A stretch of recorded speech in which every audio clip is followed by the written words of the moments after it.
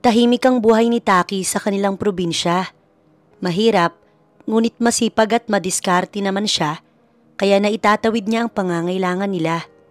Ngunit sa pagpasok ni Boyet sa buhay niya, ang lalaking dayo sa kanila na tinaguri ang siga ng kanilang lugar ay magugulo ang matiwasay niyang buhay.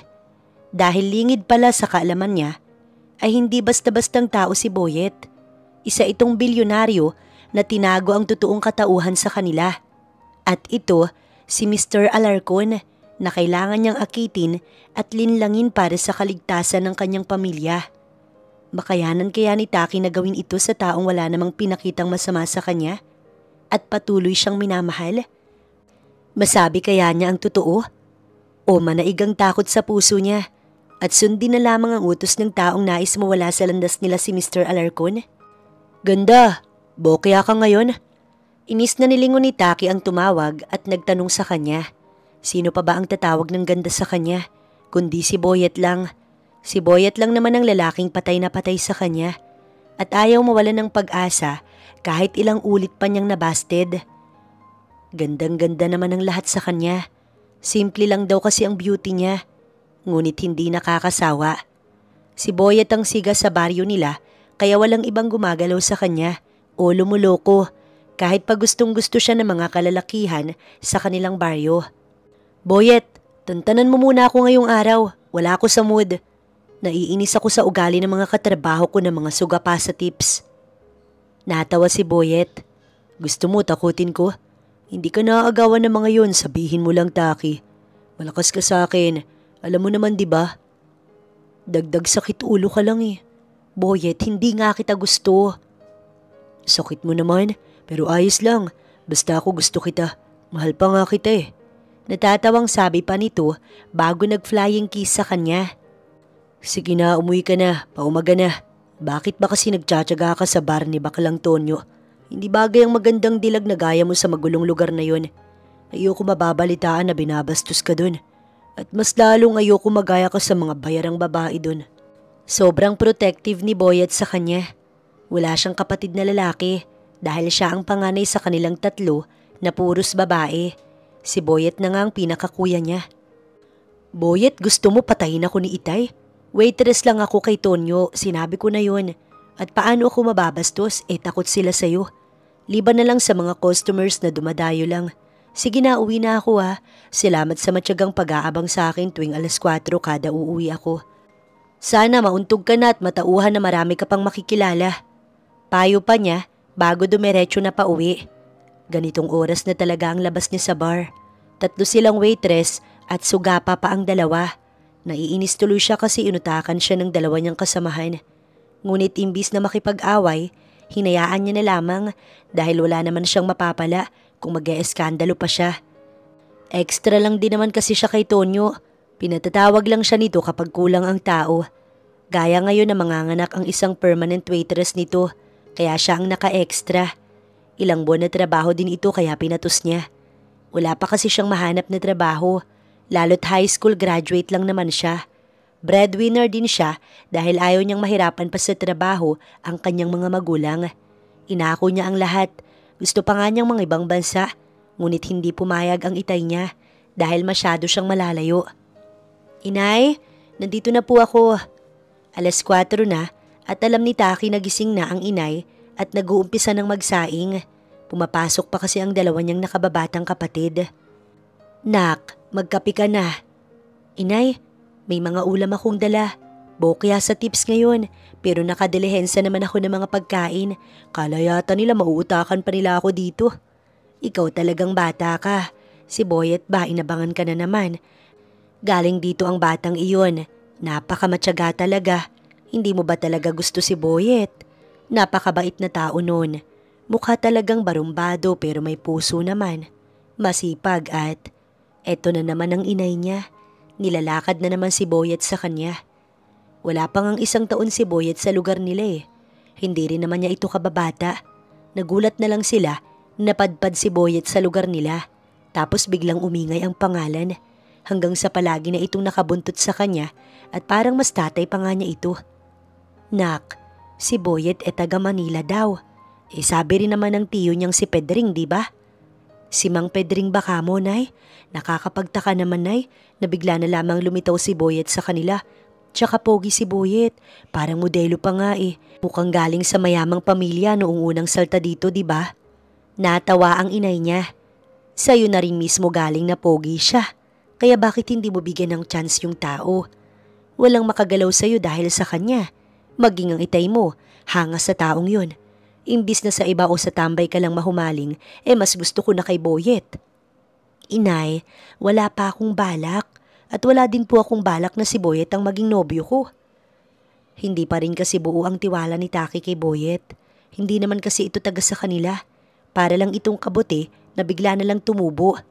Matapos lang magkape ay naglinis na ng katawan si Taki upang pagtulog niya, presko na siya. Mamaya pa ulit 8:00 ang kanyang pasok. Inabangan mo na naman siya. Natawa siya sa tanong ni Mang Pedring. Alam na alam nito kung bakit siya lumalabas tuwing 4:00. Ayoko lang na mag-isa siya tuwing uuwi. Walang tumitingin sa kanya, babae pa naman siya. Takot sa iyo ang mga tao rito. Hindi ka na dapat mag-alala pa. Paano kapag kailangan mo nang bumalik? Paano ko siya maiiwan dito sa mahirap na lugar na ito? Hinihintay ko siyang sumama sa akin. Hinihintay kong mahulog din siya, Mang Pedring. Hindi ako matatahimik kung iiwan ko siya dito. Malapit ka nang bumalik. Malapit na ang takdang panahon ng pagbalik mo. Hindi ka na sana magdalawang isip pa. Hindi siya ang pinunta mo dito kundi ang kaligtasan mo. Gusto mo bang madamay pa si Taki? Bumalik ka na, iho. Tapos na ang tagu-taguan. Ikaw na ang namumuno sa kumpanya. Wala nang makakatibag sa'yo. Matatakot na silang atakihin ka basta-basta. Safe na ang pagbabalik mo. Napabuntong hininga si Drago. I can't, Mang Pedring. Hihintayin ko pa rin siya 1 buwan pa. Hindi niya ako ire-reject. Napailing na lamang si Mang Pedring sa kanya. Hindi talaga Boyet ang pangalan niya kundi Drago. At ang dahilan ng pagtatago niya ng katauhan niya ay para sa kanyang kaligtasan. Dahil may taong nais siyang mawala sa kumpanya na iniwan sa kanya ng magulang. Isang tao lang naman ang may pagnanasa sa kumpanya. At iyon ang Tita Roxanne niya. Nakagayak na si Taki. Oras na naman kasi ng pasok niya at nasisiguro niya na babawi siya sa tips ngayong gabi. Hindi na siya maiisahan ng mga sugapan niyang katrabaho.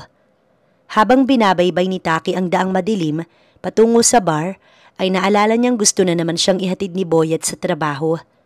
Ngunit matigas ang tanggi niya dahil ayaw nga niyang may maging utang na loob pa dito. Naaya ito ng ama niya kaya hindi na siya nito nakulit pa. Pati ang inay at itay niya, botong-boto na kay Boyet. Nakakainis ito para sa kanya. Dahil nga sa palagi na lang siyang kinakausap ng inay niya tungkol kay Boyet. Natigilan si Taki sa paglalakad nang biglang may humintong van at agad na lumabas ang 2 lalaki. Oras na sumigaw ka, sasabog ang dugo mo sa kinatatayuan mo. Banta ng isang lalaki na nakatakip pa ang muka. Nagulat siya at sobrang natakot. Hindi ako sisigaw. Ikinalma niya ang sarili at sumunod sa nais ng mga ito. Ipinasok siya sa van at agad na tinakpan ng ilong niya. Nagising si Taki na nasa isang silid siya. Naalala pa niya ang mga nangyari. Hindi nga lang niya alam kung anong oras na at nasaan ba siya. Nasaan nga ba siya? Sino ang mga taong yun at ano ang pakay nila? Gising ka na pala. Isang eleganteng babae ang kanyang nabungaran. Marami itong alahas at mapustura. Para itong kontrabida sa mga teleserye. Ganoon ang atake nito. Sino ho kayo? Takot at nanginginig na tanong ni Taki. Wala ho akong pera. Funny kang babae ka. Sa itsura kong to sa tingin mo pera ang habol ko? No, mali ka, iha. Malaking halaga ang pakay ko pero hindi sa'yo. Ho? Bakit ako nandito? Bakit ako ang kinuha? Mahirap lang po kami at wala po akong malaking pera. Wala akong halaga sa inyo. Gusto ko na pong umuwi. Hinahanap na ako ng inay at itay ko. Luha ang paliwanag ni Taki. Wala kang halaga pagdating sa pera. Pero sa tingin ko malaki ang papel na gagampanan mo sa buhay ng pamangkin ko. Ikaw ang susi para makuha ko ang lahat-lahat sa pamangkin ko. Tumawa ito. Tawa ng isang demonyo. Listen, gusto mo bang walang mangyaring masama sa pamilya mo? Madali lang naman, iha. Sobrang dali lang ng kailangan mong gawin para manatili silang buhay. Parang awa mo na po, ma'am. Wag po ang pamilya ko. Wala po silang alam. Lumuhod si Taki sa babae. Hindi ka pa pwedeng bumalik sa inyo hanggat hindi mo nagagawa ang lahat. Makakauwi ka lang kapag tapos na ang misyon mo. Sa ngayon, hihintay na muna nating makabalik siya tapos ay tsaka natin sisimulan ng plano. Mananatili ka muna sa poder ko. Ngumiti ito sa kanya bago tumalikod. Po, paano po nila malalaman na ligtas ako? Ma'am, kailangan kong sabihin na ligtas ako. Madali lang yan. Ako nang bahala. Wika pa nito bago lumabas na. Napahagulgol na lamang si Taki habang yakap ang kanyang sarili. Bakit ba siya nadawit sa sitwasyon na ito? Sino ba ang tinutukoy nitong pamangkin na kailangan niyang akitin at linlangin? Wala talaga siyang alam. May balita na ba, Boyet? Lumuluha ang ina ni Taki sa kanya. Nahalughog na nila Boyet ang buong baryo, ngunit wala si Taki. Umaga na kasi ngunit wala pa rin si Taki. At ayon sa bar na pinagtatrabahuhan nito, hindi daw ito pumasok kagabi. Ibig sabihin, kagabi pa ito wala. Taki, nasan ka na ba? Ito ang naibulong ni Drago sa kanyang sarili. Hindi po ako titigil hanggat hindi siya nakikita. Pangako niya sa ina ni Taki. Ngunit nangaalis na sana siya, ay siya namang dating ng ama ni Taki. Nanlulumo ito at umaagos ang luha. May hawak itong sulat habang palapit sa kanila. Boyet, salamat sa pag-aalala at sa matyagang paghahanap kay Taki. Ngunit hindi na kailangan pa. Dahil hawak ko na ang sagot sa mga tanong natin. Plano ni Taki na umalis ng probinsya. Sumama na ito sa kalaguyo nito sa Manila. Hindi na daw nito nasabi dahil alam niyang hindi kami papahayag. Nakipagtanan na siya, Boyet. Nanlulumo ang ama ni Taki habang ang ina naman nito nawalan ng malay sa sobrang gulat.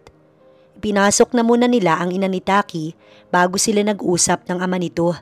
Hindi rin naman siya makapaniwala na ang babaeng hinihintay niya at inaalagaan ay lumayo na ng tuluyan. Wala pala talaga siyang pag-asa. Ngayon wala na siyang hinihintay, wala nang dahilan para manatili siya sa lugar na ito. Pasensya ka na at ganito ang nangyari. Boyet, mabuti kang tao. Sa totoo lang gustong-gusto kita para sa anak ko. Ngunit siya na ang nagdesisyon. Wala na kaming magagawa pa. Pigil ang luha ni Drago. Napatango na lamang siya bago nagpaalam. Lumabas na siya ng bahay ng mag-asawa at agad na umuwi kay Mang Pedring. Mang Pedring, ihanda na po ang mga gamit ko. Babalik na ako ngayong araw. Utos niya bago kinulong ang sarili sa silid niya. Masakit, sobrang sakit. Ngunit kahit pa ganun ang nangyari, nais pa rin niyang hanapin si Taki. Gusto niyang halughugin ang buong Manila, makita lang muli ang dalaga. Ngunit ang mas masakit para sa kanya, na ikinadudurog ng puso niya, ay kung paano nito natiis na iwanan ng pamilya nito na siya lang din ang inaasahan. Lumabas na siyang muli sa silid upang maligo. Nakita niya si Mang Pedring na inaayos sa mga gamit niya sa sala. Mang Pedring, sa pagbalik ko, weekly ako magpapadala ng pera para sa pamilya ni Taki. Ikaw na ang bahala sa kanilang mag-abot at sana wag mong babanggitin na ako ang nagbibigay. Tumango naman ito bago sumagot. Makakaasa ka, Drago. Manang Belen, I'm going back home. Sa narinig ng mayordoma mula sa kabilang linya, napaiyak ito sa tuwa. Ipapaalam ko, iho. Masayang sagot nito bago binaba ang tawag. Welcome home, Mr. Alarcon. Masayang-masaya ang lahat. Sinalubong siya ng sekretarya niya at ng mga naiwan niyang tauhan sa mansyon. It's not nice to be back.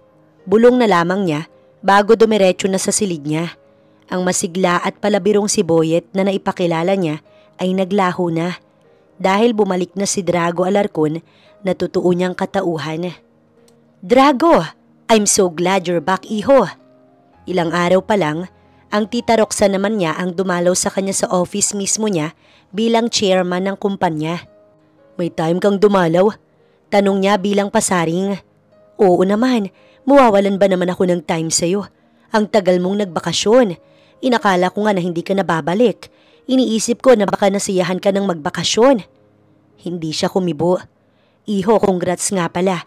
Ikaw na ang chairman ng kumpanya ng mami at daddy mo. For sure ay proud sila sa'yo. At ikaw hindi? Nakangisi niyang tanong. Ha? Bakit naman hindi? Proud ako sa'yo dahil pamangkin kita. Gustong matawa ni Drago. Sige na, marami pa akong kailangang gawin. Hinayaan lamang niya ito at hindi na nilingon pa. At nang makaalis na ito, tinawag niya ang sekretarya niya na wag bastang magpapapasok ng kahit sino na walang pahintulot niya. Bumalik na siya. Tama nga ang hinala ko. Malakas na humalakhak ang eleganteng babae na kaharap ni Taki. Ibig sabihin ba makakauwi na po ako? Hindi. Pero ibig sabihin na aalis ka na dito. Siya na ang tatrabahuhin mo, iha. Ngunit matalino ang pamangkin ko. Hindi pwedeng basta ka nalang sumulpot na parang kabute. So dapat siya ang makahanap sa'yo. At kailangan mong galingan ng pagpapanggap. Dahil oras na mahuli ka niya at masira ang plano, mamamatay ang pamilya mo. Wala akong ititira. Nauunawaan mo ba? Mabilis na tumango si Taki. Pinalabas kong nagtanan ka, kaya dapat ay siya ang makakahanap sa'yo. Nauunawaan mo? Opo, ma'am. Nanginginig na sagot ni Taki. Ginutom siya ng mga ito, kaya malaki ang pinayat niya. Wala rin siyang tulog na maayos dahil natatakot siya sa mga nagbabantay sa kanya na baka pag nasaan siya ng mga ito. Bantay sarado ni Taki ang kanyang sarili at nilalabanan rin niya ang pagkabaliw kahit na ilang beses na niyang gustong sumuko. Sana pala nagpahatid na lang ako sa iyo, Boyet. Ito ang palaging ibinubulong ni Taki sa kanyang sarili. Hoy! Sigaw ng isa sa mga nagbabantay sa kanya. Binato nito sa kanya ang box na mukhang pinaglalagyan ng magarang dress. Isuot mo yan sa welcoming party ni Mr. Alarcon. Kailangan maayos ka. Tumango siya sa lalaki at tinignan ng dress. Napakaganda nito, ngunit wala itong halaga sa kanya. Dahil ang tanging nais lamang niya, bumalik na sa normal ang kanyang buhay. Nais na lamang niyang makauwi at makasama ang pamilya niya nang walang takot na nararamdaman. Muli ay umagos ang mga luha ni Taki. Dumating ang takdang araw ng welcoming party ni Mr. Alarcon. Inayusan siya at sa maayos na sasakyan isinakay. Isang malaking eksena ang nakaplano para sa magiging pasabog. Sa kimang babae at para sa pera, handa nitong sirain ang buhay ng pamangkin. Dumating sila sa party. Napakaganda ng suot ng mga bisita. Malaki ang venue at napakagara. Napasulyap siya sa mga pagkain at parang gusto niyang kainin ang mga iyon dahil sa gutom. Ngunit hindi siya pwedeng mawala sa tabi ng partner niya na isa sa mga nagbabantay din sa kanya. Napasulyap siya kay Roxanne na magara rin ang suot. Smile, kailangan kanyang mapansin at pag nangyari yun, alam na ninyo ang gagawin, di ba? Tumango siya. Ikaw, hayaan mo siyang lumakad-lakad. Pasimpleng utos nito bago sila iniwan. Sinunod niya ito at sa pagkain agad siya nagpunta. Sobrang gutom na kasi talaga siya. Ilang araw na siyang walang maayos na kain at ginugutom pa siya. Madami siyang kinuha at kumain ng kumain. Hindi na nga niya alintana ang mga tao kahit masabihan pa siyang patay gutom. Basta gutom siya at kakain siya. Inilibot ni Drago ang paningin niya. Sobrang daming nais siyang makita.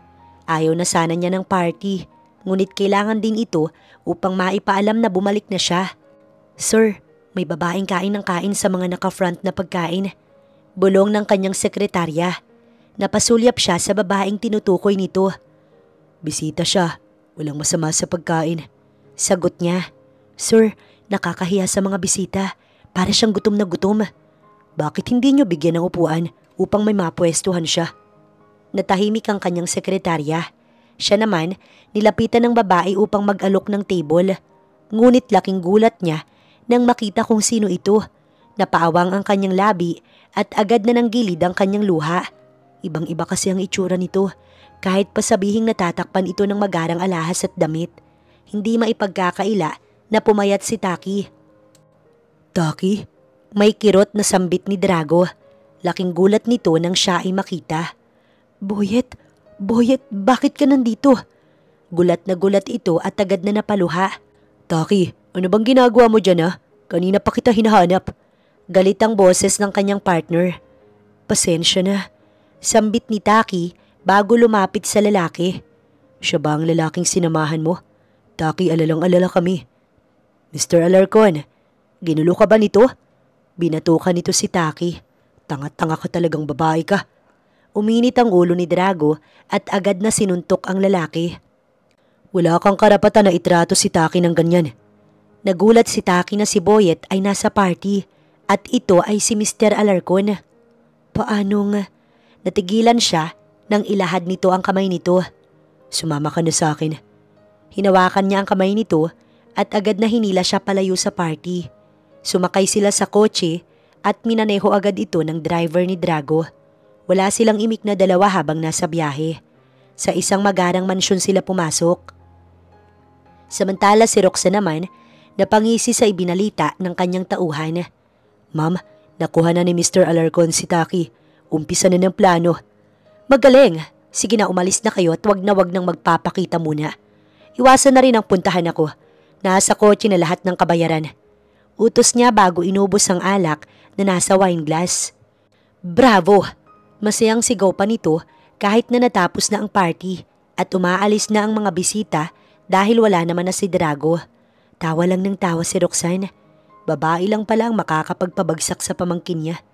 Ngayon, mapapasa kanya na talaga ang kumpanya dahil naisahan niya ang tusong si Drago. Bakit mo sila iniwan? Bakit mo nagawang iwan ng pamilya mo na umaasa sa'yo? Ito ang pasimulang tanong ni Drago sa kanya nang makapasok sila sa mansyon. Basa na ng luha ang mata ni Drago. Hindi niya maunawaan kung bakit ito nasasaktan. Bakit parang mas galit pa ito sa kanya? Hindi ba dapat ako ang magtanong, Boyet? Ay hindi nga pala talaga ikaw si Boyet. Ikaw nga pala si Mr. Alarcon. Di ba? Pinaglalaroan mo ba kaming lahat? Pinaniwala mo kami na simpleng tao ka lang. Pero ang totoo, mayaman ka at maimpluwensyang tao. Inisip mo siguro na sasamantalahin ka namin, no? Hindi yun ganun, Taki. Ipapaliwanag ko lahat. Basta ipaliwanag mo din sa akin. Ipaintindi mo rin sa akin kung bakit mo mas piniling umalis. Nadudurog ang puso ni Drago at kitang-kita niya ito.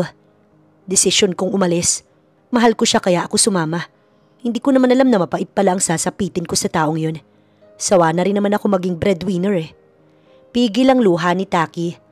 Sukal man sa loob niya, nais man niyang yakapin si Drago nung makita niya ito sa party. Hindi niya pwedeng gawin yun. Nakaplano ang lahat. Buhay ng pamilya niya ang kapalit, oras na pumalpak siya at takasan ng masamang babaeng yun. Paano mo na atim nahayaan silang magdusa? Hindi ikaw yan, Taki. Hindi iyan ang Taki na nakilala ko. Maaaring magbago ang mga tao, Mr. Alarcon. Gaya mo na lang, nakilala ka namin bilang si Boyet na siga. Ngunit may puso. Pero anong nangyari ngayon? Malayong-malayo ka sa Boyet na nakilala ko. Hindi ko rin pinagsisihan na umalis ako sa amin. Wala akong pinagsisisihan. Pero bakit hindi ka nagdalawang isip na sumama sa akin? Sa kabila ng ilang beses na pagbasted mo sa akin. May kirot sa puso ni Taki. Dahil alam kong tutulungan mo pa rin ako. Kahit na anong nagawa ko. Dahil pinangako mong poprotektahan mo ko. Ganito ugali ko eh. Eto ako, Drago. Ibig sabihin ginagamit lang kita para sa sarili kong kapakanan. Ayos lang, Taki. Ayos lang. Masaya ako na sa kabila ng lahat. Ako pa rin ang tinakbuhan mo. Sa wakas sumama ka na sa akin. At huwag kang mag-alala. Kasi kahit tinalikuran mo ang pamilya mo, hindi ko sila pinabayaan. Hindi ko sila kayang talikuran gaya ng ginawa mo. Garalagal ang boses ni Drago. Gusto ko nang magpahinga. Nakayuko niyang sabi. Tumango naman si Drago bago nagpahid ng luha. Ilang sandali pa ay may tinawag ito. Manang, pakisamahan na si Taki sa magiging silid niya. Let me know if you need anything. Ibibigay ko kahit ano. Sabihin mo lang rin sa akin kung handa ka nang bumalik sa magulang mo. Sa tingin ko, yun ang pinakamaganda mong magiging desisyon. Nandito lang ako, Taki. Nandito pa rin ako. Bago pa man siya tumalikod, ay may sinabi pa siya. Hindi ako uuwi sa amin. Ayokong umuwi. Bakit mo pa kasi ako minahal? Bakit ako? Bakit ako pa? Pahinga ka na. Tipid nitong sagot bago siya pinagmasdan na inihatid ni Manang sa magiging silid niya. Dito na lang po ako. Maraming salamat. Garalgal na ang boses ni Taki. Pumasok na siya sa kwarto at mabilis itong sinarado. Sa wakas ay pwede na niyang ibuhos ang lahat ng luha niya na kanina pa niya pigil na pigil. Inuntog-untog pa ni Taki ang ulo niya dahil sa mga kasinungalingan at masasakit na salitang kanyang binitiwan. Hanggang kailan siya malalagay sa ganitong sitwasyon? Hanggang kailan niya kailangang tiisin ang kanyang pamilya? Manang, dalhan niyo siya ng mga kailangan niya at pati pagkain. Gusto kong alagaan ninyo si Taki para sa akin, Manang. Hindi niya kasi gusto na ako ang gumagawa para sa kanya. Ipapadaan ko na lang muna sa inyo. Ito ang bilin niya sa mayordoma.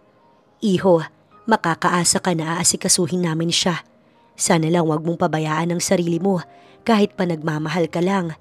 Hindi matutuwa ang magulang mo sa ginagawa mo sa sarili mo, Drago. Tumango siya bago umalis na. Nais muna niyang makalimot sa sakit kahit ngayong gabi lang. Gusto niyang malunod sa alak. Hindi niya matanggap na sinasaktan si Taki ng lalaking sinamahan nito. Hindi rin niya matanggap na wala talaga siyang pag-asa sa dalaga, na mas ginusto nitong lumayo para na rin siguro siya'y matakasan. Dumiretso si Drago sa club na pagmamay-ari ng kaibigan niyang si Sandro. Napadalaw ka. Hindi niya ito pinansin. Kumuha agad siya ng inumin. Mali pala ako. Alak palang dinalaw mo. Mukhang mapaparami ah. Tagal mo ring nagbakasyon. Hindi ka namin matawagan o kahit malaman man lang namin kung nasaan ka. Maayos naman ako. Bumalik na ako dahil hindi na kailangan mag-effort na mahanap ako. Sagot niya bago tinungga ang isang bote ng alak. Papakamatay ka tonight? Hard ang alak na yan. Malakas tama niyan. Kumalma ka nga. What's the problem ha? May pag-aalala ang kanyang kaibigan. Wala lang to. Hindi kasi talaga niya ugali na nagsasabi ng problema sa kanyang kaibigan. Ayaw niyang madawit pa ang mga ito. Samahan na nga lang kitang uminom. Naiiling pa si Sandro. By the way, si Annie tinatanong ka din sa akin. Wala naman ako maisagot sa kanya. Palagi akong pinupuntahan nun dito. Mamaya lang nandito na naman yon. Si Annie ay ex ni Drago. Modelo ito at galing sa marangyang pamilya. Ngunit bago pa siya umalis sa Manila, ay tinapos na niya ang namamagitan sa kanila dahil hindi niya gusto ang pagiging selosa nito. I don't care about her. Inis niyang sabi bago nag-focus na sa pagpapakalunod sa alak. Nagising si Taki sa narinig niyang sasakyan. Narinig din niya ang boses ng mayordoma kaya na-curious siya. Bumaba siya at bumungad sa kanya si Drago na grabe ang kalasingan. May kasama itong babae at lalaki na inaalalayan ito. Manang, lasing na lasing. Hindi na kayang mag-drive kaya hinatid na namin ni Annie. Sige Sir Sandro, maraming salamat. Ngunit bigla na lamang nagmulat si Drago at siya'y tinitigan. Lumapit ito sa kanya kahit pagewang-gewang. Niyakap siya nito. Taki, miss na miss kita. Sinubsob ni Drago ang mukha nito sa leeg niya. Napansin ni Taki na umiba ang aura ng babaeng kasama ni Drago. Who's that, Manang? Mataray nitong tanong. Ani, wala na kayo ni Drago. Hindi ko maaaring pakailaman na ng mga desisyon niya. Siya na lang ang kausapin mo kapag matino na siya. Tanging sagot ni Manang bago hinatid ang mga ito sa labas. Siya naman ay inalalayan na si Drago patungo sa silid nito. Nahihirapan siya kaya naman tinutulungan siya ni Manang. Ipinasok nila sa silid si Drago. Iha, ikaw nang bahala sa kanya. Ikaw naman ang gusto niyang umalalay sa kanya eh. Bili ni Manang sa kanya. Tumango na lamang siya bago inalis na ang sapatos ni Drago. Pinagmasdan niya ang maamo nitong muka. Hinaplos niya ang buhok ni Drago. Pasensya ka na. Sorry talaga. Para sa pamilya ko ang ginagawa ko. Ayaw kitang saktan pero sana maunawaan mo rin na kailangan kong gawin ang gusto nila. Nadawit lang din ako, Drago. Tumutulo ang luha ni Taki. Ilang sandali pa, tumunog ang kanyang cellphone. Sinagot niya ito agad. Magaling, Taki. Pinapasaya mo ko. Masaya akong malaman na sumusunod ka sa mga inuutos ko. Ngayon, gusto kong i-build mo ang tiwala ni Drago at pagkatapos ay dapat mapasunod mo siya. Linlangin mo si Drago at unti-unti mong patayin. I-deliver ang ipapainom mo sa kanya. Ihalo mo sa tubig o sa kape na iinumin niya. Napaawang ang labi ni Taki. Pero ang sabi mo linlangin lang. Sabi mo akitin ko. Tandaan mo na pamilya mo ang nakataya dito. Masusunod po, ma'am. Nanginginig niyang sagot. Binabana nito ang tawag. Siya naman ay napasulyap kay Drago na mahimbing ang tulog. Wala itong muwang na siya mismo ang ginagamit ng kalaban nito. Masakit ang ulo ni Drago paggising niya ng umaga. Napahilot siya sa kanyang sentido. Wala na siyang maalala kagabi. matapos niyang ubusin ng isang bote. Nagpalinga-linga siya bago sinuri ang suot niyang panjamas. Iba na ang suot niya. Gising ka na pala. Biglang pumasok ang dalaga. Binihisan kasi kita, nasukahan mo ang suot mo. Ipinagluto din kita ng soup at may gamot na din na bigay ni Manang. Wala siyang imik. Alam kong galit ka. Wala naman ako magagawa kung yun ang nararamdaman mo eh.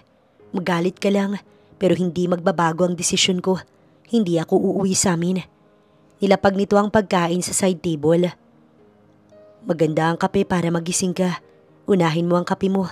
Bilin pa nito bago siya iniwan. Lumabas na ito. Napangiti siya nang makita ang hinanda nito para sa kanya. Mabilis niyang hinigop ang kape at talaga namang malinamnam ito. Inubos niya lahat bago bumalik sa kama dahil gusto pa niyang magpahinga.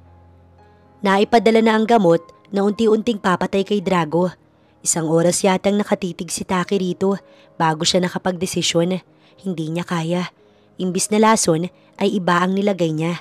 Pinalitan niya ng asukal ang laman nito. Dahil may bantay siya sa loob ng mansyon, kailangan niyang mag-ingat. Isa kasi sa mga kasambahay ang spy ni Ma'am Roxanne at nakabantay sa kanya. Hindi nakapasok si Drago. Masakit nga kasi ang ulo niya. 1 araw tuloy siyang nasa kama lang hanggang sa mawala ang kanyang hangover. Si Taki naman, tahimik lang sa mansyon at nililibang ang sarili sa mga halaman na nasa garden. Sa loob ng 1 linggo, palaging ito ang nag-i-insist na maghanda ng kanyang pagkain. Nakakaramdam siya ng tuwa dahil pakiramdam niya nagtitiwala na si Taki sa kanya. Sir, may gusto pong kumausap sa inyo.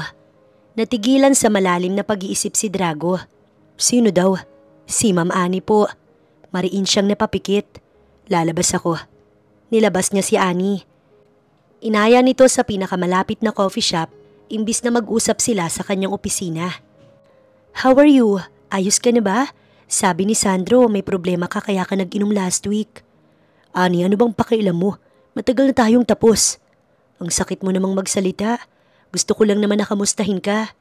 Wala na nga tayo pero nandito pa rin sa akin yung pag-aalala para sa'yo. 1 taon din naman ang pinagsamahan natin, Drago. Wala lang sa akin ang 1 taon na yon. Hindi kita minahal, so stop bothering me. Hindi na maibabalik ang dati. Bilang kaibigan, wala pa rin ba sa'yo? Sana naman kahit as friend lang, pabayaan mo ko. Mahalaga ka sa akin, Drago. Ikaw mabilis kang nakahanap ng iba pero ako hindi. Nahihirapan pa rin ako. Pabayaan mo na lang ako. May mahal na akong iba. Ayokong mailang siya sa'yo kaya sana tigilan mo ang pagpunta sa bahay at pagtatanong ng tungkol sa kanya. Mahal pa rin kita, Drago. Hindi ko pa kaya so wag mo naman akong pilitin na kalimutan ka. Dahil hindi ko pa talaga kaya. Inunahan na siya nitong tumayo at lumabas na. Napabuntong hininga na lamang si Drago. Bumalik na siya sa office upang ipagpatuloy ang mga papers na inisa-isa niyang basahin. Samantalang si Taki naman, bagot na bagot. Nasa garden na naman siya at dinidiligan ng mga bulaklak. Inalisan na rin niya ito ng damo. Ginagawa mo ba ng maayos ang trabaho mo? Lumapit sa kanya si Nelia. Siya ang spy ni Ma'am Roxanne. Oo, Nelia. Napainom ko na gaya ng utos ni Ma'am. Pasalamat ka nga eh. Ang sarap-sarap ng buhay mo dito. Samantalang ako katulong. Paniguradong bukas lang. Pupunta si Ma'am Roxanne dito kaya umayos ka. Sundin mo siya kung ayaw mo madamay ang pamilya mo. Sa mata nito bakas ang lungkot. Hindi niya magawang magalit kay Nelia. Para kasing gaya niya, nautusan lang din ito. Binantaan ka rin ba nila, Nelia? Nagdadalawang isip pa ito bago sumagot. Parehas lang tayo ng sitwasyon, Taki. Mauunawaan mo din ako kung bakit ako ganito sa'yo. Kasi iisa lang ang sitwasyon natin. Si Tonton na lang ang pamilya ko kaya lahat ay handa akong gawin. Wag lang siyang galawin ni Ma'am Roxanne. Sana, Nelia, makaalis tayo sa sitwasyong ito. Hindi ito kumibo. Para bang maiiyak ito kaya agad itong umalis. Dinat na naman siya ni Drago na nasa labas. Inaayos pa rin niya ang mga halaman. Sobrang dumi na nga ng kamay niya dahil sa pagbungkal sa lupa. Mapapagod ka lang sa ginagawa mo. Pwede naman niyang ipautos. Alika na sa loob at hapon na. Sabayan mo ko magmeryenda. Ngumiti lang siya at sumunod na kay Drago. Hinugasan niya ang kanyang kamay. Napansin niya si Nelia kaya naman ikinuha niya ito ng pagkain. Nelia, kainin mo sa silid mo. Napatulala muna ito bago inabot ang pagkain. Sige, salamat. Utal nitong sambit. Bumalik na siya sa lamesa kung saan hinihintay siya ni Drago. Nilagyan nito ang plato niya bago ito kumuha ng pagkain nito. Nakamasid lang siya kay Drago na mas inuuna pa talaga siya. Palagi mong uunahin ang sarili mo. Wala sa sariling sambit niya. Ikaw ang uunahin ko palagi. Para kalimutan mo na ang lalaking yun, ganda. Napatingala si Taki dahil narinig na naman niya ang ganda kay Drago. Ito lang naman ang tumatawag ng ganda sa kanya. Maganda pa rin ba ako sa paningin mo? Kahit na umalis ako para sa ibang lalaki at pumayat ako? Ikaw pa rin naman si ganda, hindi magbabago yun. Ikaw pa rin ang pinakamagandang babae na nakilala ko. Unang salta ko sa inyo, ikaw ang nagpatibok ng puso ko. Ilang beses mo nga akong binasted eh. Natatawang kwento ni Drago. Tinakot mo lahat ng lalaki sa amin para hindi nila ako ligawan. Sobrang ganda ko naman pala. Sobra. Nakangiti nitong sambit. Natigilan siya. Nagulat siya nang dukwangin siya ni Drago upang hagkan. Hindi siya tumutol, hindi gaya nung una. Wala siyang pagtutol na naramdaman, basta pinayagan ito ng puso niya. Napaiwas sila ng tingin parehas nang makarecover sila sa nangyari. Tapos na ako, busog na ako. Paalam ni Drago. Siya naman ay ganun din. Umalis na din siya kaya ang ending, naiwan nila ang merienda na hindi nauubos. Grabe ang tibok ng puso ni Taki nang makapasok siya sa silid. Napangiti din siya dahil sa cute na reaksyon ni Drago. Nabigla din kasi ito sa ginawa nito. Bakit ganito? Bakit parang nahuhulog na siya sa dati lang na palagi niyang binabasted? Malawak ang ngiti ni Drago nang lumabas siya sa kwarto. Natanawagad siya ni Manang kaya hindi niya ito naitago. May magandang nangyari? Tanong ni Manang. Manang, wala pong nangyayari. Natatawang sagot niya at nahihiya na rin. Ikaw na bata ka. Iba ang nasa isip mo. Tinatanong ko kung may magandang nangyari dahil malawak ang ngiti mo. Sakto lang, Manang. Napakamot siya sa batok. Pasaway kang bata ka. Ngunit masaya ako na makitang bumalik ang sigla mo. Si Ani pala. Siya ang kasama ni Sandro nang maghatid sa'yo. Si Ani ba at ikaw ay nagbalikan na? Curious na tanong ni Manang. Hindi na ho mangyayari yun, Manang. Si Taki po ang mahal ko't hindi ko itinago sa kanya yun. Una pa lang nagtapat na ako sa kanya. Sa ngayon, tila ba worth it ang mga luha ko, Manang? Sana lang maisipan na rin niya na bumalik sa pamilya niya. Paano kung sakaling mangyari yun? Manang, handa kong bitiwan lahat para lang kay Taki. Hinihintay ko lang siya. Sagot ni Drago habang nakangiti. Kinabukasan ay wala siyang pasok dahil araw ng Sabado. Usually, Sabado talaga ay hindi siya pumupunta sa office dahil ito na ang pinakapahinga niya.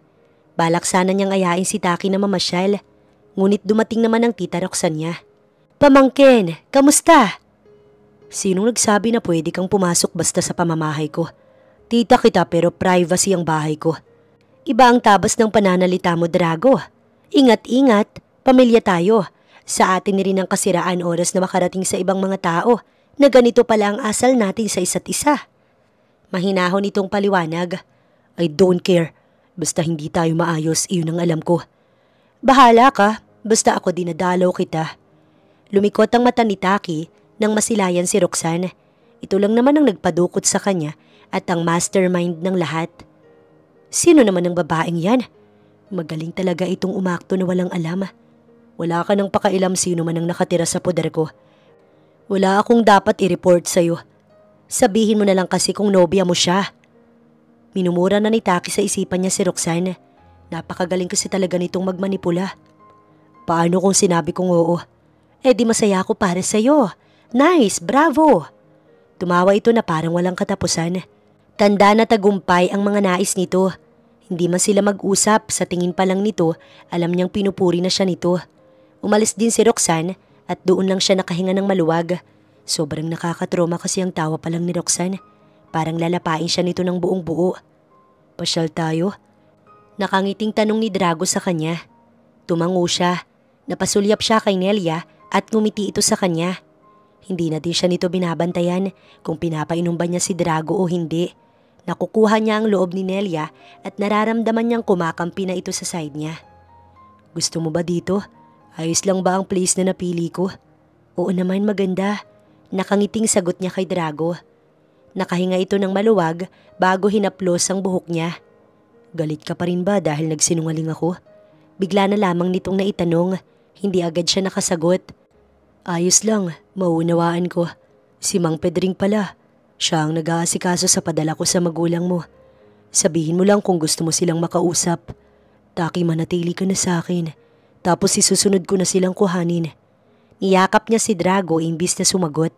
Ilang minuto niya rin itong yakap. Salamat sa pag-aasikaso sa mga magulang ko at sa dalawa kong kapatid.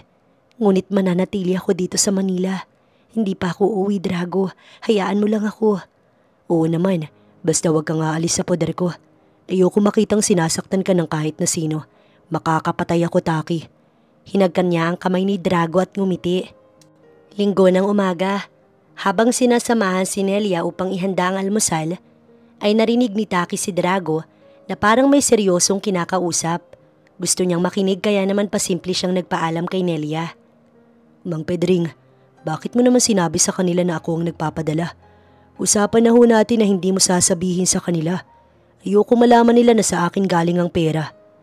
Napahilot pa sa sentido si Drago habang kausap si Mang Pedring sa kabilang linya. Napangiti siya. Gusto na naman nga niyang umiyak dahil kahit nawala na si Drago sa probinsya nila, hindi nito pinababayaan ng kanyang pamilya. Ngayon lang niya napag-isip na totoo ang sinabi ng inay niya, na si Drago ay mabuting tao. Hindi siya gaya ng ibang lalaki na kapag nakuha na ang gusto, iiwan ka na. Ibang-iba si Drago. Siguro nga, mali ito sa ginawa nitong pagsisinungaling. Ngunit sa kabilang banda, ito pa rin naman ang taong nakilala niya sa probinsya. Pangalan lang naman ito ang hindi totoo. Hindi naman big deal iyon para sa kanya. Pati ba ang katauhan ko, nasabi niyo na rin? Mang Pedring, bakit naman pati yun? Ayoko mag-isip pa sila ng kung ano-ano. Pakisabi na rin na kinamusta ko na si Taki at nasa maayos siyang kalagayan. Hindi na dapat sila mag-alala pa. Natutop ni Taki ang bibig niya at lihim na napaiyak. Lungkot na lungkot siya. Tila ba pinupunit ang puso niya kapag iniisip niya na paniwalang-paniwala ang pamilya niya na sumama siya para sa lalaki. Na nagawa niyang iwan ng mga ito dahil sawa na siyang maging breadwinner. Pinahid ni Taki ang luha niya nang makitang ibinaba ni Drago ang cellphone. Agad siyang lumihis pabalik sa kusina upang hindi siya makita. Nagulat naman si Nelia sa pagsulpot niya. San ka galing? Wala, sa banyo lang. Palusot niya. Taki, kailangan ko ulit mag-report kay Ma'am Roxanne, pero wag kang mag-alala, hindi kita ilalaglag. Nelia, magiging maayos din ang lahat. Basta magtiwala ka lang. Magiging tuso tayo sa taong mas tuso sa atin. Tumango si Nelia at itinuloy ang ginagawa nito. May lakad ka? Takang tanong ni Taki nang mapansin na nakabihis si Drago. May kailangan lang asikasuhin. Gusto mo bang sumama? Para na rin makapasyal ka. Mababagot ka lang naman dito eh. Pero hindi naman pwedeng palagi mo kong kasama. May mga dapat ka rin gawin. Sinong nagsabi na hindi pwede? Maaari kang sumama kahit saan. Sagot nito bago hinaplos ang buhok niya. Ganda, bakit ka mahihiya sa akin? Sa akin ka pa talaga mahihiya? Natawa si Taki. Pinapalaki mo lamang ang ulo ko. Ikaw lang naman ang nagagandahan sa akin. Sumama siya kay Drago. May biglaan daw kasi itong lakad. Saglit lang naman daw yun. Tapos ay pwede na silang mag-enjoy sa pamamasyal. Ipapakilala din daw siya nito sa kaibigan nitong si Sandro. Usapan na daw kasi talaga na dadalo sila sa celebration ng isa nilang kaibigan. At dahil maganda ang place, maaari silang mamasyal. Nakarating sila sa venue. Hindi naman masyadong maraming tao. Sandro, si Taki nga pala. Pakilala ni Drago sa kanya. Nice to meet you again, Taki. Nakita na kita sa bahay ni Drago. Oo nga, ikaw at yung Ani ang naghatid sa kanya. Tumango siya.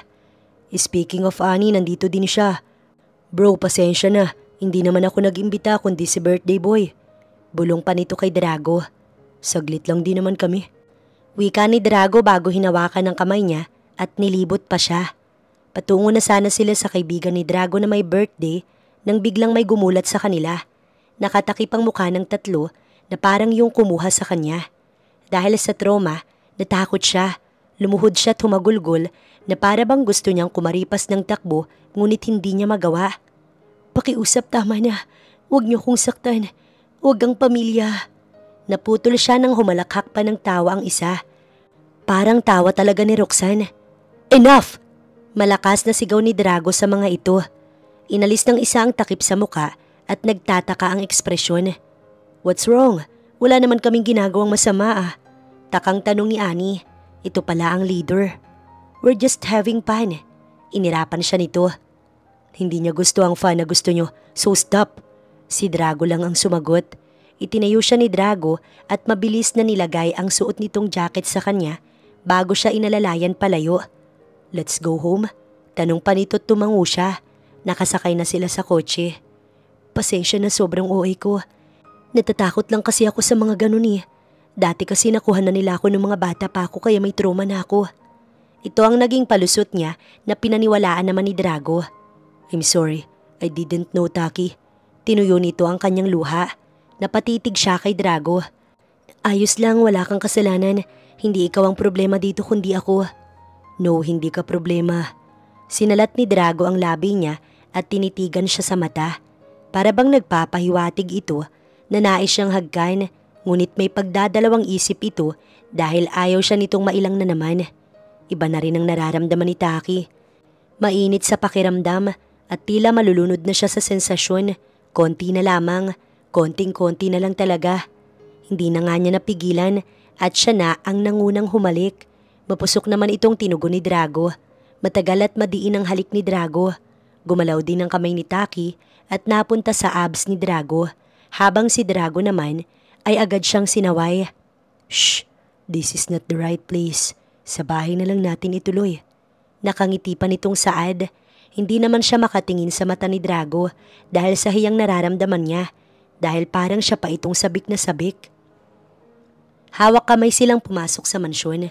Nasulyapan sila ni Nelia at napangiti ito sa kanya. Gutom ka na ba? Tanong ni Drago. Hindi pa naman. Busog pa. Well, ako gutom pero hindi sa pagkain. Bulong nito bago pinasadahan ng tingin ang buong katawan niya.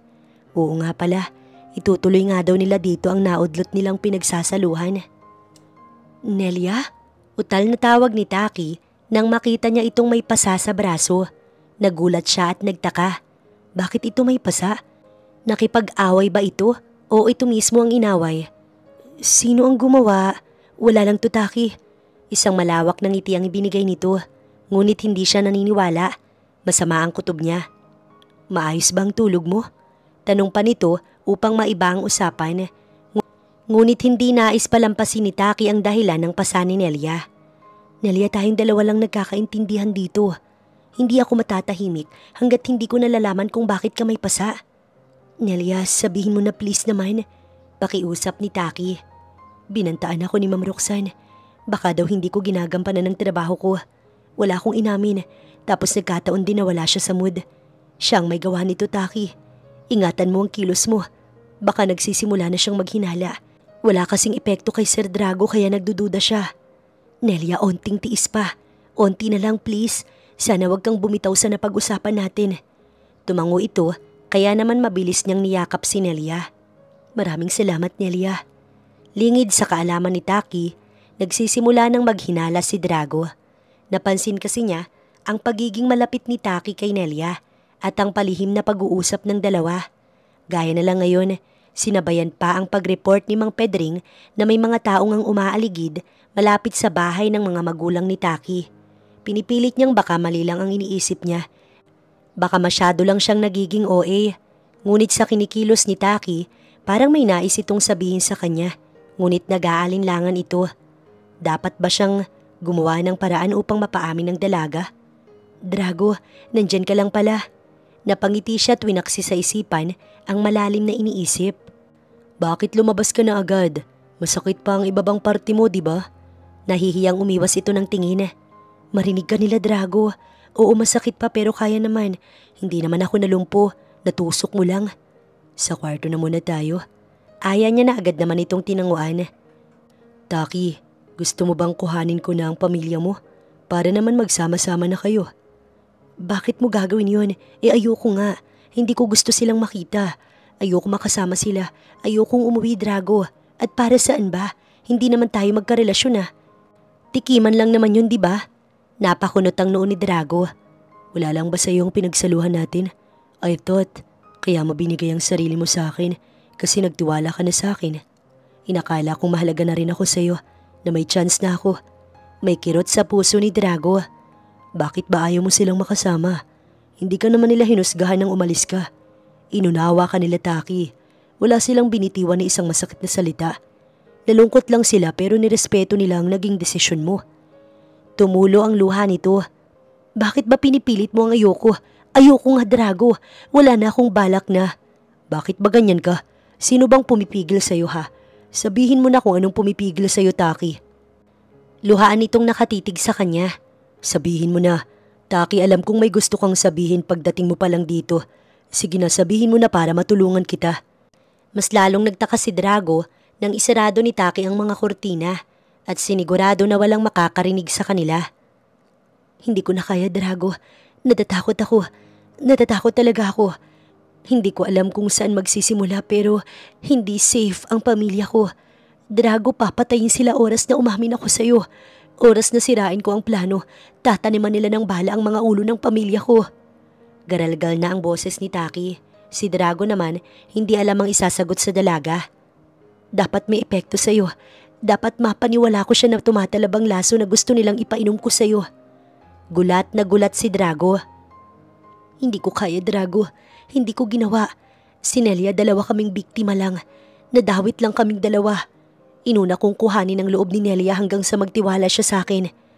Tapos kapag nalinlang ko na si Ma'am Roxanne, tsaka ako sasabihin lahat sa'yo. Drago, hindi ko magawang sabihin kasi sabi ni Nelia, naghihinhala na siya. Pakiusap, iligtas mo ang pamilya ko. Ilayo mo sila sa panganib. Hindi ako umalis, Drago. Dinukot ako. Dito na napaluhod si Taki sa labis na panghihina. Maging si Drago, hindi napigilan ng mga luha. Nakuyom niya ang kanyang kamao at mahinang napamura. Buhay niyang magiging kabayaran sa lahat ng ginawa niya, Taki. Mariing wika ni Drago. Ligtas ka na, Taki. Ligtas ka na. Hindi niya malalaman. Sasakyan natin ang lahat ng gusto niya hanggang sa ligtas nating maitakas ang pamilya mo. May tiwala ba kayo ni Nelia sa akin? Walang pagdadalawang isip na tumango si Taki. Pinalabas ni Drago na isinugod ito sa hospital.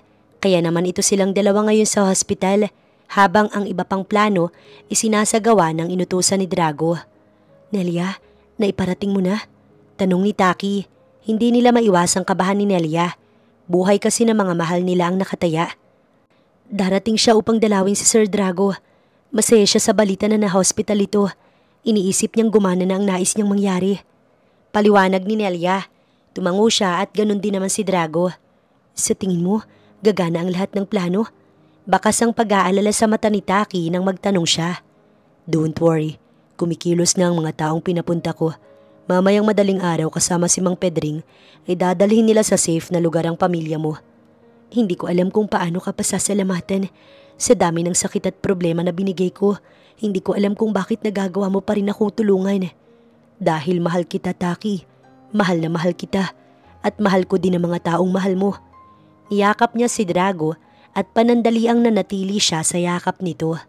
Masaya at malawak ang ngiti ni Roxanne nang pumasok sa hospital. Napakagaling! Bravo! Sigaw pa niya habang binabaybay ang patungo sa silid ni Drago. O kayong dalawa, magmanman lang at huwag tatanga-tanga. Biling niya sa dalawang tauhan na kasama. Yes, ma'am. Sagot ng mga ito. Dumiretso na siya sa silid.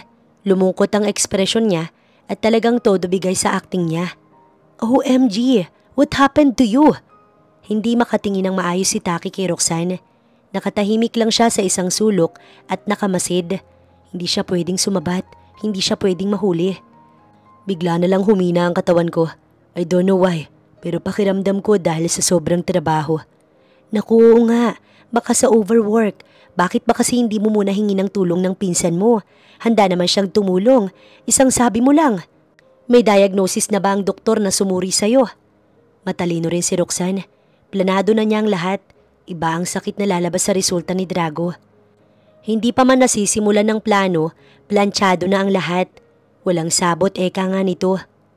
Pagaling ka, mahirap na mamatay ka sa hospital. Paano na ang kumpanya? Well, bilang tita mo, handa akong gumabay at tumulong sa'yo. Pati nga ang pinsan mo alalang-alala. Alalang-alala na baka hindi mamatay si Drago. Yun ang katotohanan. Sa likod ng malungkot nitong pinapakita ay labis ang tuwa't galak nito dahil inaakala nitong unti-unti nang namamatay si Drago. Ngunit tuso man ng matching ay naiisahan din. Hindi naman na ito nagtagal. Sinulyapan siya nito at sa tingin nito, pinupuri siya nito. Nakahinga lang ng maluwag si Taki nang mawala si Roxanne. Nakita rin niya ang pagtiimbagang ni Drago at ang pagpigil nito sa galit. Isinusuka ko siya bilang tiyahin ko. Paniguradong galit na galit ang magulang ko kung sakaling nabubuhay pa sila. Pinakalma niya si Drago. Basta ang mahalaga nakaplano na ang lahat. Mabubulaga na lang siya na wala na ang mga hawak niyang alas. May liligtas ang kapatid ni Nelia at ang pamilya ko.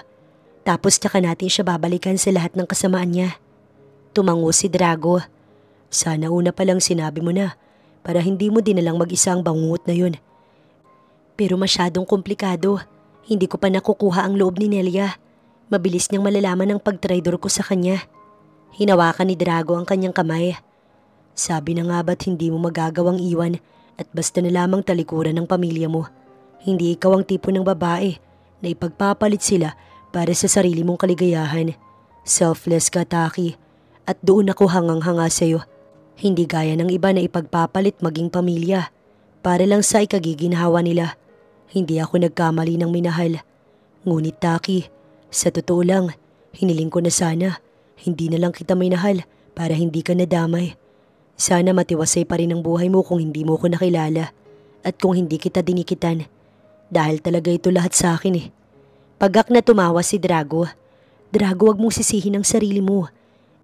Iwaksi mo sa isipan mo ang mga nabitiwan kong salita dala ng galit ko at pagkabalisa. Hindi mo kasalanan. Si Roxanne, sakim siya. Siya ang may kasalanan sa lahat. Ibig bang sabihin, mahalaga talaga ako sa'yo? Hindi mo talaga gusto ang mga nasabi mo? Ngumiti siya bago sumagot. Paano ba ako magsisimula? Hindi ko talaga alam na ikaw si Mr. Alarcon. Dahil hindi naman malinaw ang paliwanag ni Roxanne sa akin. Hindi ko inakalang si Boyet na nakilala ko sa probinsya ang bilyonaryong si Drago Alarcon. Sa welcoming celebration mo, nag-cross muli ang landas natin. Gustong-gusto kitang yakapin, gustong-gusto kong magsumbong sa'yo. Pero nalaman kong ikaw si Mr. Alarcon at wala akong choice kundi gawin ang utos ni Roxanne. Nadudurog ang puso ko kasi buong-buo mo kong tinanggap. Inalala mo pa rin ako kahit pa pinaniwala kita na sumama ko sa ibang lalaki at iniwan ang pamilya ko. Sa huli na unawaan ko lahat ng sinabi ni Inay at Itay sa akin. Dahil talikuran man ako ng mundo, itakwil man ako ng lahat dahil sa kahihiyang ginawa ko. Nandyan ka. Ikaw yung nag-iisang tao na hindi ako basta huhusgahan. Na kahit anong gawin ko, uunawain mo ko't poprotektahan mo pa din ako ng walang pagdadalawang isip. Nakatitig lang sa kanya si Drago at lumuluha din. Palagi na lang ako umiiyak. Pero Drago, malaki talaga ang utang na loob ko sa'yo. Malaki ang pasasalamat ko sa'yo kasi hindi mo pinabayaan ang pamilya ko. Kahit wala ka namang obligasyon sa kanila. Dapat nga galit ka sa akin eh. Dapat ipahiya mo ko kasi yung itinatak ko sa inyo iniwan ko kayo sa ere. Hindi ka man lang nandiri sa akin kahit na ang pinaniwala ko sa'yo. Nalawayan na ako ng ibang lalaki. Saglit siyang natigilan. Sa ating dalawa, ikaw yung selfless dito. Ikaw yun. Hinagkan siya ni Drago. Mahal kita. Mahal na mahal kita. Yun lang ang masasabi ko, Taki. At wala akong hinihinging kapalit. Ayoko rin na awa lang maramdaman mo sa akin. Mas gusto kong mabasted na lang ulit ako. Imbis na paniwalain mo ko sa kasinungalingan. Yun na nga eh. Hindi na pagpapanggap ang lahat. Hindi na awa o napipilitan lang. Dahil ang totoo mahal na kita, Drago. Ayaw na kitang mapunta sa iba. Naiinis ako sa ani na yun na umaaligid pa rin sa'yo. Talaga ba? Mahal mo? Naputol ito at agad na tumayo sa hospital bed. Drago, kalma. Mahina ka dapat, di ba? Mamaya may spy mahuli ka. Bumalik ito sa hospital bed. Sorry, oo nga pala. Niyakap na lang siya nito. Hindi na ako busted. Sa wakas, tumalab na din ang hiling ko. Natawa si Taki. Pero si Ani, umaaligid sa'yo. Mas sexy pa naman sa akin yun. Mas sexy ka. Ikaw lang ang babaeng nakikita ko. Ikaw lang ang mahal ko. Sus, Modelo si Annie. Ikaw naman ay Diyosa ka. Napangiti naman siya dahil huling-huli ni Drago ang kiliti niya. Ligtas na ang pamilya mo. Sa ibinalita ni Drago kay Taki ay para siyang nabunutan ng malaking tinik sa kanyang puso. Nawala na rin ang kadenang nakagapos sa kanyang leeg. Naramdaman niyang malaya na talaga siya mula sa kamay ni Roxanne. Humanda ang bruhildang yun. Gigil na bulong niya. Mabilis niyang ibinalita kay Nelia na maayos na rin ang kapatid nito. Nasa ligtas na lugar na ayon kay Drago dahil tagumpay nang nakuha ng tauhan ni Drago ang mga ito nang hindi namamalaya ng mga tauhan ni Roxanne. Sa tingin mo ba, alam ni Roxanne? Takang tanong niya. Hindi pa, dahil oras na malaman niya. Tatawag agad sa iyo yun o kaya naman ay kay Nelia. Paano mo siya babawian? Ire-report mo na ba agad sa pulis? No, ipapabaon ko ng buhay ang bruhildang yun. Ngunit ayaw ni Taki. Nais kasi niya na maging legal ang lahat. Ayaw niyang mabahidan pa ng dugo ang kamay ni Drago dahil lang sa demonyitang yun. Pwede bang idaan na lang sa batas ang lahat? Ayokong gantihan mo ng mali ang ginawa niyang mali. Hindi agad nakasagot si Drago. Please? Ngunit ilang segundo pa, tumango na ito bago sumagot. Pasalamat na lang talaga siya dahil kahit anong ginawa niya sa'yo, hindi ka masamang tao. Hinagkan pa siya nito sa noo. Oras na maaresto si Roxanne, tutungo agad tayo sa pamilya mo. Pangako pa nito na tinanguan naman ni Taki. Normal pa rin ang kilos nila ni Nelia. Inaabangan na lang nila ang pagpunta ni Roxanne upang tuluyan na itong mahuli. Nakamasid na ang mga pulisya at wala na talaga itong kawala pa. Ayaw kasi ni Taki na arestuhin si Roxanne sa mismong pamamahay nito dahil posibleng makatakas pa ito. Wala itong kawala sa poder ni Drago. Taki, tumawag si Roxanne. Papunta daw siya ngayong araw. Nasabi kong nakaratay sa kama si Sir Drago bilang alam niyang galing itong hospital. Ito ang report ni Nelia sa kanya. Sasabihan ko na rin si Drago. Paniguradong ire-report na niya sa pulis ang pagpunta ni Roxanne. Malaki ang pag-asa nilang mahuhuli si Roxanne. Ito na ang katapusan ng kasamaan nito. Mali siya ng akala dahil hindi ito sobrang tuso at hindi rin matalino na tao. Dumating si Roxanne, gaya ng palagi nitong ekspresyon, malawak na naman ang ngiti nito. Punong-puno ng pag-asa ang mata nito at animoy walang problema. Ngunit nang makita nito si Drago na maayos at hindi tugma sa nireport ni Nelia, nagbago ang aura nito. Umiba ang ekspresyon nito at matalimang naging baling kay Nelia. So, kamusta ka naman pamangkin? Magaling ka na ba? Yes, magaling na magaling. Magaling kasi si Taki. Magaling siyang mag-alaga. Wala namang nakitang sakit. Napakunot ang noo nito at bumaling sa kanya si Roxanne. Good, magaling ka pala Taki. Dapat ay may reward ka dahil sa kahusayan mo. Pasaring pa nito. Ngumiti siya ng buong pagmamalaki. Inilabas niya ang binigay na laso ni Roxanne. Hindi ko naman to pinainom eh. Hindi ko ginawa, Roxanne. Ha? What are you talking about? Iha, ano bang kalokohan ng sinasabi mo? Bistado ka na, Roxanne. Tapos na ang kasamaan mo. Sabat naman ni Nelia. Agad na pumasok ang mga pulis na kanina pa nakaantabay. Hinawakan agad nila si Roxanne na balak pa yatang pumalag. Habang ang dalawa nitong tauhan na nasa labas, nauna na palang nahuli ng mga pulis. No, Drago, pinagbibintangan lang nila ako. Tita mo ko kaya bakit ko naman gagawin sa iyo ang mga sinasabi nila? Sinusuka na kita bilang kadugo ko. Mabubulok ka sa kulungan, Roxanne. Humalakhak ito na tila ba isang baliw. Patay ngayon ang pamilya mo at ang kapatid mo, Nelia. Sigaw niya. Huli ka na sa balita, wala na sila. Wala ka ng alas na hinahawakan. Si Taki ang sumagot. Tumawa si Roxanne habang tumutulo ang luha. Mahigpit na niyakap ni Taki si Drago. Nagawa na natin. Labis ang pag-agos ng kanyang mga luha. Hindi siya makapaniwala na darating ang araw na makakalaya siya kay Roxanne. Sana pala una pa lang sinabi na niya kay Drago. Baka mas napaaga pa ang pagputol sa kasamaan ni Roxanne. Shh, tahan na. Maayos na ang lahat. Babalik ka na sa pamilya mo. Makikita mo na ulit sila. Halo ang nararamdaman ni Taki. Masaya siya na kinakabahan dahil sa wakas, magagawa na niyang maipaliwanag sa inay at itay niya na hindi naman talaga niya ginustong umalis. Hindi siya nagsawa bilang breadwinner sa pamilya. Hindi niya tinalikuran ng kanyang pamilya. Lahat iyon ay masasabi na niya dahil wala na si Roxanne. Pinatahan ni Drago ang dalaga. Ayaw niyang nakikita itong lumuluha dahil mas nasasaktan siya. Mang Pedring, maayos na ang lahat. Bukas na bukas lang ay nandyan na kami ni Taki. Masayang binalita niya kay Mang Pedring na tagumpay ang plano. Natutuwa naman ito. Ngunit ibinili niyang wala itong sasabihin sa pamilya ni Taki dahil nais niyang maging sorpresa ang lahat. OMG! Totoo ba na si Tita Roxanne? Naputol si Ani sa itatanong nito at sa dire-diretsyong lakad nito patungo sa kanya nang pigilan niya ito. Palibhasa kasama si Sandro kaya mabilis na nakapasok. Bro, pasensya na. Gusto ka daw kamustahin eh. Maayos naman ako. Seryosong sagot niya bago sinulyapan si Taki na nakatingin din pala sa kanila. Ayaw niyang magselos si Taki. Dumistansya siya ngunit iyong si Ani naman ay mas lumapit pa sa kanya. Love? Gusto mo bang ipagluto kitang lunch? Napalingon siya maging si Ani. Lihim siyang natuwa. Yes, love. Sagot niya bago kumapit kay Sandro. Si Sandro din daw, love. Mahina siyang binulungan ng kanyang kaibigan. Dinamay mo pa ako para maligtas ka. Silos na silos ang ekspresyon ni Ani. Makauwi na nga. Inis nitong sabi bago inirapan si Sandro. Bakit parang kasalanan ko pa? Naiiling si Sandro. Natawa naman si Drago. Talagang kasalanan mo, sinama mo pa eh.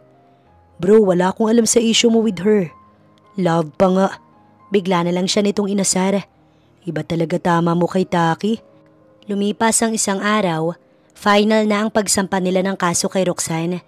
Matibay din ang ebidensya, lalo't sa harapan mismo ng pulis ito nagbanta sa mga mahal nila sa buhay ni Nelia. Wala na itong takas. Napatunayan naman na walang kinalaman ng anak ni Roxanne sa mga plinano ng ina nito. Napawalang sala ito at matiwasay na pala itong namumuhay abroad. Hindi rin ito interesado sa anumang pag-aari ni Drago. Si Roxanne lang talaga ang sakim at nagplano sa lahat. Pati ang pag-utos na pagpapapatay kay Drago. Wala rin naging sala si Taki dahil hindi naman niya sinunod si Roxanne at isa pa ay buhay ng pamilya niya ang nakataya. Dahil maayos na ang lahat, inaya na siya ni Drago na bumalik sa pamilya niya at kausapin ng mga ito. Sa isang rest house ni Drago, nilagay ang pamilya niya. Ngayong araw nga ang nakatakdang araw para muli niyang makita ang mga ito. Love, kinakabahan ako. Hindi ko alam kung paano ko sila harapin.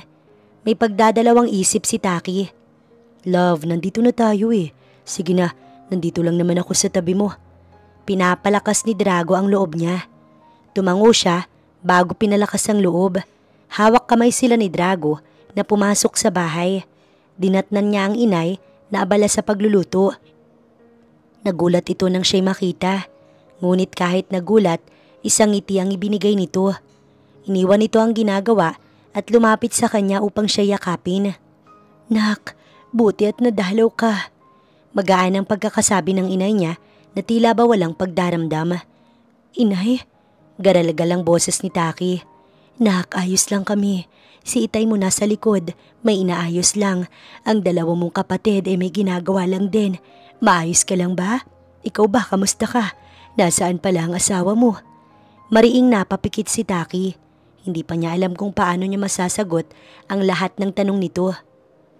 Taki! Taki anak ko! Tuwang-tuwa ang ama niya. Niyakap siya nito at ganun din naman ang dalawa pa niyang kapatid na nakita na din pala siya. Si ate! Nay, tay, mga kapatid ko. Napahagulgol na si Taki. Si Drago naman, nakamasid lang at hinahayaan ang moment nila. Ipapaliwanag ko po lahat. Tinignan niya isa-isa ang mga ito. Malaki ba ang tampon niyo sa akin? Naunawaan ko po. Ngunit gusto ko lang munang sabihin na kahit kailan, hindi ako magsasawa na maging breadwinner sa pamilya natin. Hindi ko kayo tatalikuran at hindi ko kayo ginustong iwan. Hindi po ako umalis. Hindi totoo ang lahat ng nasa sulat. Dahil lang totoo, nakidnap po ako. Mabilis na tumulo ang luha ng kanyang pamilya. Awang-awa ito habang nakatitig sa kanya. Dahil hindi na niya kayang magsalita sa labis na pag-iyak, si Drago na ang nagpatuloy. Hinawakan nito ang kanyang kamay. Totoo po ang sinasabi ni Taki At ang dumukot sa kanya ay ang tita kong si Roxanne na ubod ng kasakiman. Dahil nalaman niyang maaari niyang magamit si Taki para mapabagsak ako, inutusan niya itong akitin ako't unti-unting patayin. Siya lang kasi ang makakagawa nun dahil siya lang ang pinagkakatiwalaan ko. Tinakot niya si Taki na papatayin kayo kapag hindi siya sumunod. Ngunit wag na ho kayong mag-alala dahil nakakulong na si Roxanne. Mabubulok na siya sa kulungan. Ito ang mahabang paliwanag ni Drago. Hindi namin alam. Hindi ka man lang namin nadamayan. Lumuluha ang ama ni Taki. Itay, wala naman ho kayong kasalanan. Si Roxanne po ang dahilan ng lahat. Siya po ang gumawa ng sulat para mapaniwala kayo na umalis ako. Upang hindi kayo magtaka kung bakit bigla akong nawala. Napakasakit pala ng sinapit mo, anak ko. Sigunda ng kanyang inay. Maayos naman na po ako at lahat po ito ay dahil kay Drago. Drago? Drago pala talaga ang pangalan niya, anak. Tumango siya sa kanyang ina. Isa pa pala itong ipapaliwanag nila ni Drago. Matapos ang iyakan, sinunod naman nilang ipaliwanag ang totoong katauhan ni Drago at ang relasyon na nabuo nila. Ikaw pa rin naman si Boyet na nakilala namin, di ba? Napakamot si Drago sa batok. Hindi naman po ako nagbago. Pangalan ko lang po. At isa pa po nais kong sabihin, Itay. May relasyon na po kami ni Taki. Nagulat ang ama't ina niya, ngunit hindi si Mang Pedring. Ibig bang sabihin ay kayo na kamo? Hindi ka na busted kay Taki? Gulat na tanong ng kanyang ina. Inay naman, binabalik pa ang nakaraan na. Nakita ko po't naramdaman na totoo si Drago sa akin. Kaya naman hindi rin po napigilan ng puso ko na mahulog sa kanya. At opo, inay, hindi na po siya busted. Nobyo ko na po si Drago. Natutuwa naman ako malaman. Ikaw lang naman talaga ang nais ko, iho. Sa'yo ako nagtitiwala. Wala na akong nakikitang ibang lalaki na nararapat kay Taki kundi ikaw lang. Itay, kung hihingin ko po ba ang kamay ni Taki ngayon mismo?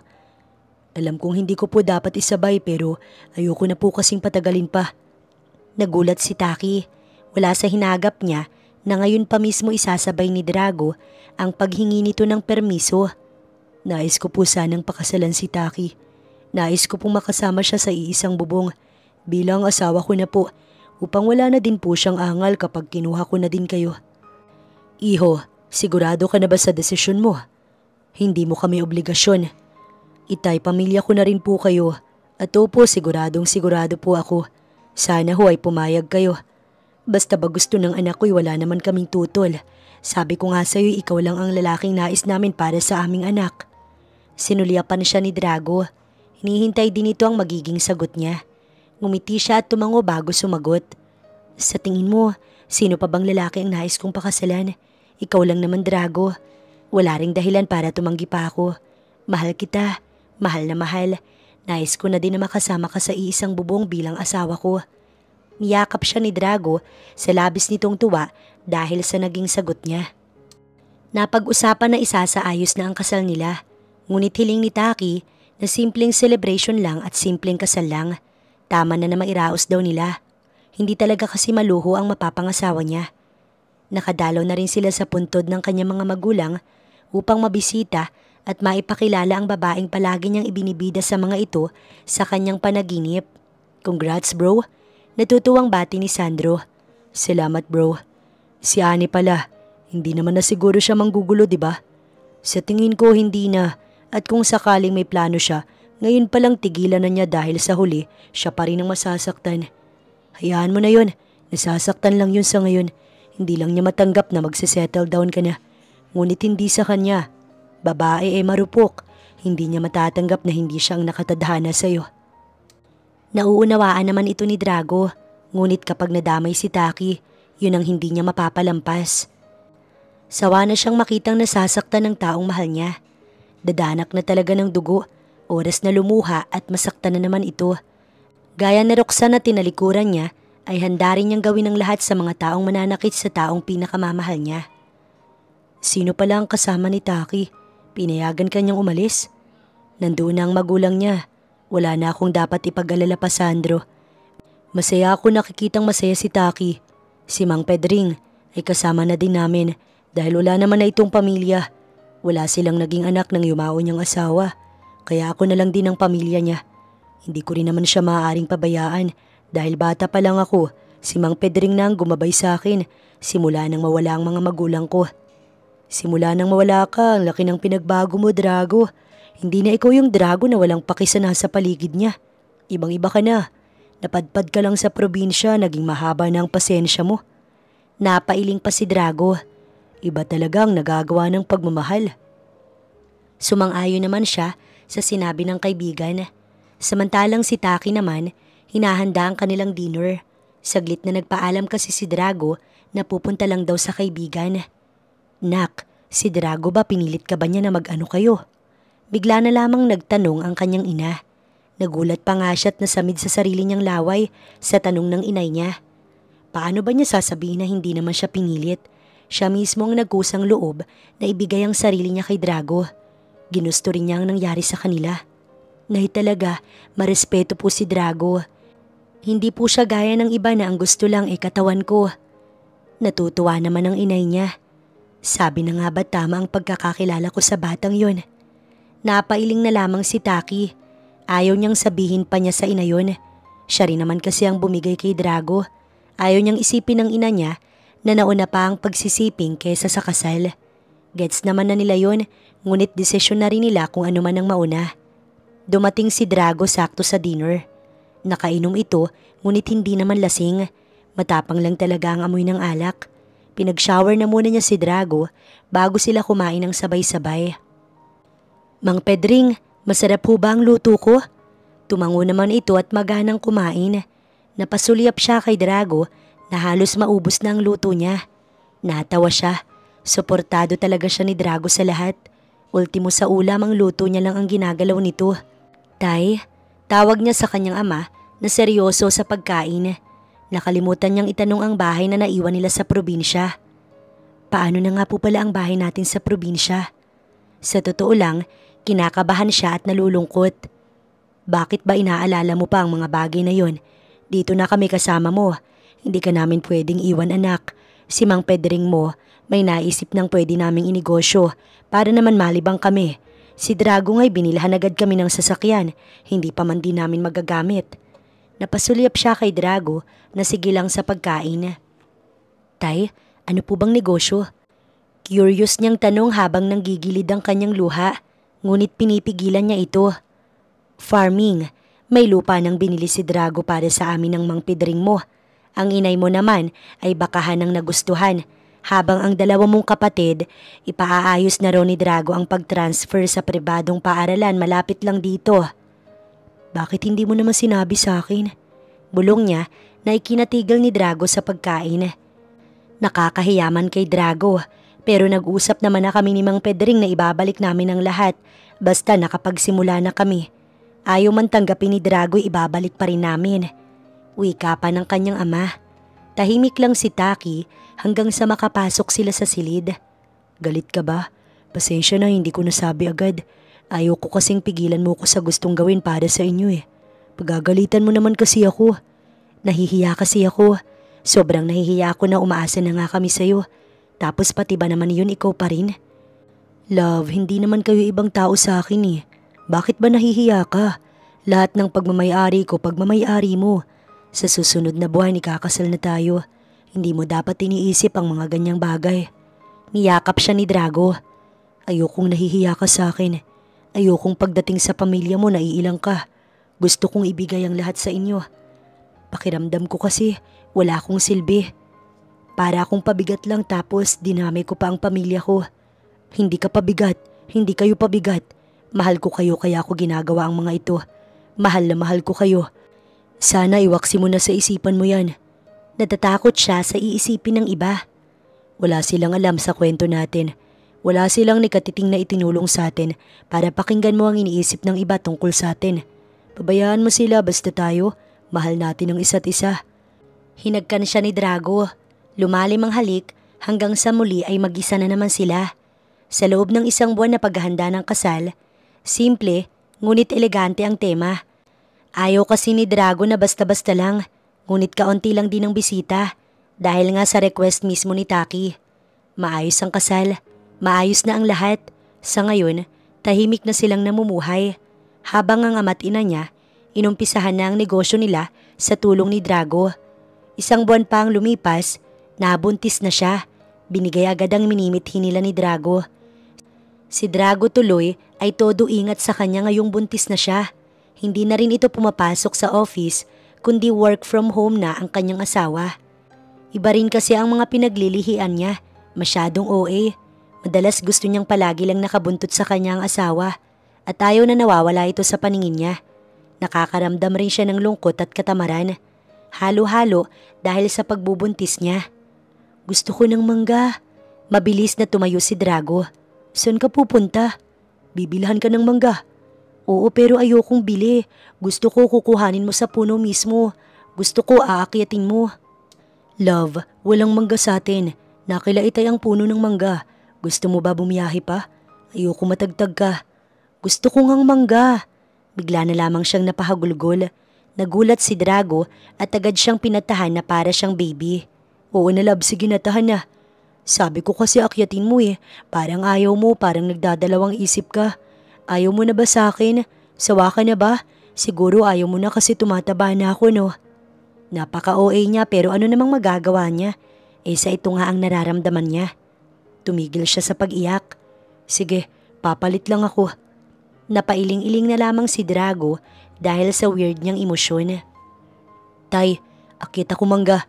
Si Mrs. kasi gustong mangga pero dapat makita niya ako umaakyat. Baka naman mahulog ka. Iba talaga ang trip ng mga buntis. Naiiling ang biyanan niyang lalaki. Ingat lamang iho. Tumango siya bago umakyat. Si Taki naman, tuwang-tuwa nang makita siyang umaakyat. Parang nasisihan ito na mukha siyang unggoy, makuha lang ang mangga.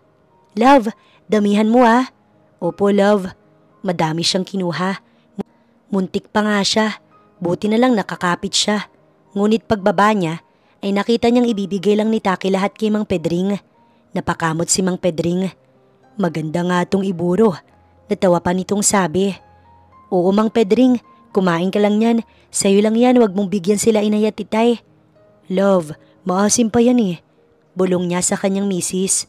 Masarap ang maasim. Sagot naman ito. Natawa na lamang ang amati na ni Taki at gano'n na lang din siya. Si Mang Pedring na lang sana ang pinakuha niya. Kung dito lang rin naman pala mapupunta. Nakangiti niyang pinagmasdan ang asawa niyang masayang masaya. Ngiti lang nito, kontento na siya. Aalagaan at pagsisilbihan niya si Taki sa abot ng kanyang makakaya dahil mahal na mahal niya ito.